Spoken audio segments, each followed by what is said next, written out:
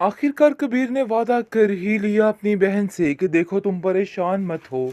मैं उस लड़की को वापस ज़रूर लेके आऊँगा। महविश को उसका हिस्सा, उसका हक ज़रूर दिया जाएगा। तुम्हें परेशान होने की कोई ज़रूरत नहीं है। आप देखेंगे कि अमीर कहता है कि आप ऐसा नहीं कर सकते। हरगिज़ किसी के कहने पे अपना घर बर्बाद मत कीजिए। आपको इन बातों को अब समझना होगा। मुझे लगता है कि ये बातें समझना काफ़ी ज़्यादा ज़रूरी हो गया है, लेकिन शायद आपको इन चीज़ों की समझ नहीं आ रही है। लेकिन मेरी बात को ज़हन में रखिएगा, आप जो कुछ कर रहे हैं, बहुत ज़्यादा गलत कर रहे हैं। आपको उन पे यकीन करना चाहिए था। वानिया भाभी की बातों में आके हर चीज़ को तबाह बर्बाद करके रख दिया आपने।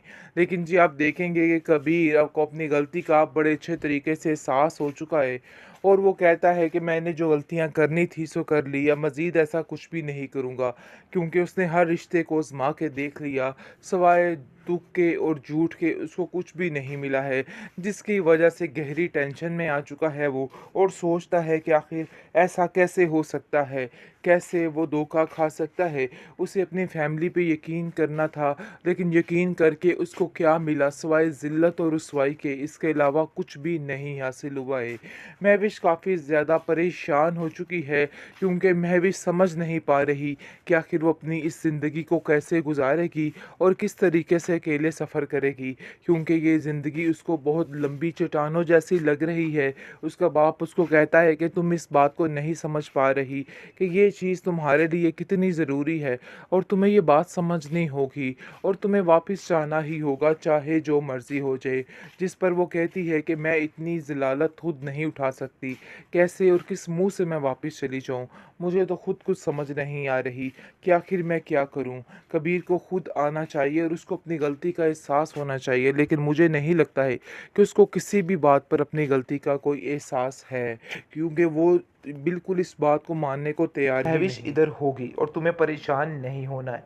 लेकिन उसे भी कहीं न कहीं इस बात का डर है कि इस बात के लिए कभी महविश रज़ामंद नहीं होगी और कभी भी वो वापस नहीं आए, क्योंकि वो जानता है कि उसने जिस कदर उन लोगों पर मज़ालिम ढाए हैं ना, ऐसा नहीं हो सकता है। दूसरी तरफ ये फरी जो है वो काफ़ी देर की इधर आकर बैठ चुकी है, लेकिन कामरान समझ नहीं पा रहा, यानी कि शुएब समझ नहीं पा रहा कि उसको क्या करना है और क्या नहीं करना। वो रोज़ नित नई प्लानिंग करता है और फरी को फ़ोन करके कहता है कि देखो घर के सारे कामकाज पड़े हैं और हर चीज़ अधूरी पड़ी हुई है, लेकिन वो भी साफ साफ जवाब दे देती है कि नहीं भाई, यहाँ पे ये काम अब नहीं चलने वाला। ये सारी पुरानी बातें हैं और इन बातों से आगे अब हम निकल चुके हैं, और ये बात अगर तुम करना चाहते हो तो कबीर भाई से खुद ही बात कर लो। दूसरी तरफ काफ़ी ज़्यादा महविश का बाप परेशान हो चुका और कहता है कि अगर तुम कहती हो तो मैं कबीर से खुद ही बात करता हूँ। मुझे यकीन है कि वो मेरी बात को ज़रूर सुनेगा और उसको अपनी गलती का कहीं ना कहीं एहसास भी होगा। फरी कहती है कि फ़िक्र मत कीजिए भाई साहब, मैं आपकी खुशी की खातिर जाकर उसके पाँव पड़कर महविश को घर वापस लेके आऊँगी। आपने आज तक हमारे लिए इतना कुछ किया है कि मैं आपके लिए ये सब कुछ नहीं कर सकती। लेकिन जी आप देखेंगे कि वो काफ़ी ज़्यादा खुद परेशान हो चुकी है और समझ चुकी है कि नहीं भाई, ये यहाँ पर ऐसे काम नहीं चलने वाला, क्योंकि इन सब चीज़ों के लिए कबीर को खुद वहाँ पे जाना होगा और महफिस जाके माफ़ी मांगनी होगी। जो कुछ उसने किया है उस गलती की माफ़ी भी उससे मांगनी होगी। लेकिन फिर भी पता नहीं आगे से महविश का क्या रद्द-ए-अमल आता है, ये तो खैर अब हम नहीं जानते। लेकिन उसको वापस तो आना ही है, क्योंकि शादी की तैयारियां हर चीज़ उसी ने ही करनी है।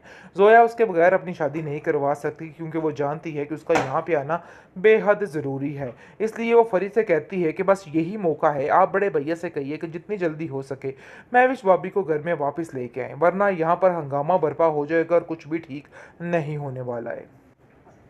आखिरकार अमीर इस बात में कामयाब हो गया और उसने सारी जो भी गलतफहमियां थी निकाल के बाहर फेंक दी कबीर के दिल से। उसको बताया कि हम लोग इस बात के गवाह हैं, क्योंकि जोया जैसे ही इस बात को करती है और कहती है कि मैं तब तक शादी के लिए तैयार नहीं जब तक आप महविश भाभी को इस घर में वापस नहीं लेके आते। अमीर का भी ऊपर से यही फैसला होता है कि महविश भाभी ने ऐसा कुछ भी नहीं किया।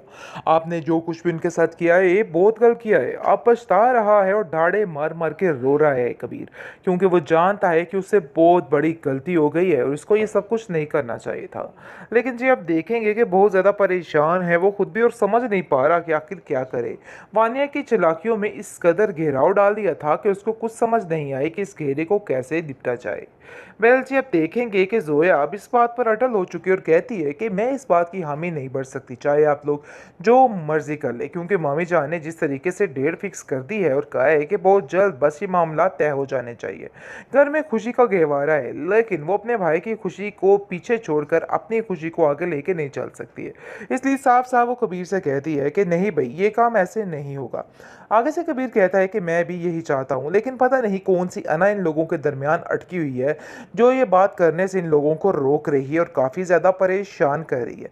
मैं भी जो है इस चीज़ का तज़किरा बार बार कर रही है कि अगर उन लोगों में इतनी अना ना होती तो आज वो लोग मुझे लेने के लिए ज़रूर आते, लेकिन ऐसा वैसा कोई चक्कर नहीं हुआ है।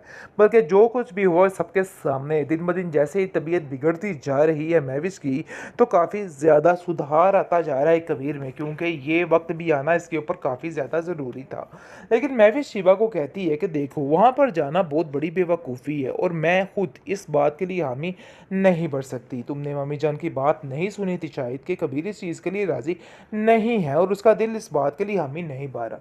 तो आखिर ऐसा कैसे हो सकता है? किसी की ज़िंदगी में फजूल के अंदर एंट्री मार देना, ये कहाँ की इंसानियत है? बहरहाल जी आप देखेंगे कि कबीर जोया को यकीन दिलाएगा और कहेगा कि तुम पे फिक्र करने की ज़रूरत नहीं है, बहुत जल्द महविश इधर होगी और तुम्हें परेशान नहीं होना है। लेकिन उसे भी कहीं ना कहीं इस बात का डर है कि इस बात के लिए कभी महविश रजामंद नहीं होगी और कभी भी वो वापस नहीं आए, क्योंकि वो जानता है कि उसने जिस कदर उन लोगों पर मजालिम डाले हैं ना, ऐसा नहीं हो सकता है।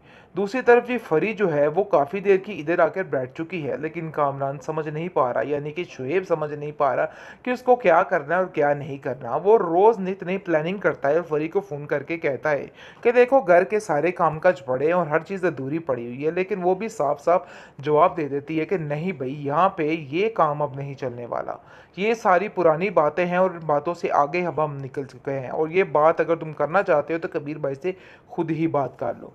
दूसरी तरफ काफ़ी ज़्यादा महविश का बाप परेशान हो चुका और कहता है कि अगर तुम कहती हो तो मैं कबीर से खुद ही बात करता हूँ।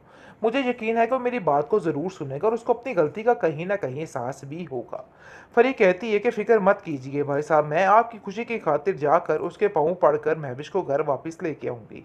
आपने आज तक हमारे लिए इतना कुछ किया है कि मैं आपके लिए ये सब कुछ नहीं कर सकती। लेकिन जी आप देखेंगे कि वो काफ़ी ज़्यादा खुद परेशान हो चुकी है और समझ चुकी है कि नहीं भाई, ये यहाँ पर ऐसे काम नहीं चलने वाला, क्योंकि इन सब चीज़ों के लिए कबीर को खुद वहाँ पे जाना होगा और महफिस जाके माफ़ी मांगनी होगी। जो कुछ उसने किया है उस गलती की माफ़ी भी उससे मांगनी होगी। लेकिन फिर भी पता नहीं आगे से महविश का क्या रद्द-ए-अमल आता है, ये तो खैर अब हम नहीं जानते। लेकिन उसको वापस तो आना ही है, क्योंकि शादी की तैयारियां हर चीज़ उसी ने ही करनी है। जोया उसके बगैर अपनी शादी नहीं करवा सकती, क्योंकि वो जानती है कि उसका यहाँ पे आना बेहद ज़रूरी है। इसलिए वो फरी से कहती है कि बस यही मौका है, आप बड़े भैया से कहिए कि जितनी जल्दी हो सके महविश भाभी को घर में वापस लेके आए, वरना यहाँ पर हंगामा बर्पा हो जाएगा और कुछ भी ठीक नहीं होने वाला है।